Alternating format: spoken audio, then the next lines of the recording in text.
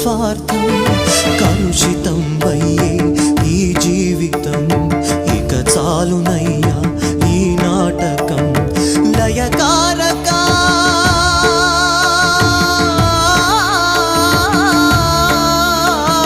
లయకారక ఇక చాలిక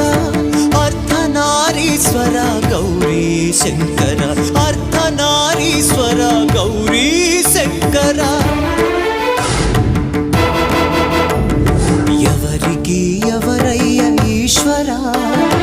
ఎవరుంటేనేమయ్య ఈశ్వర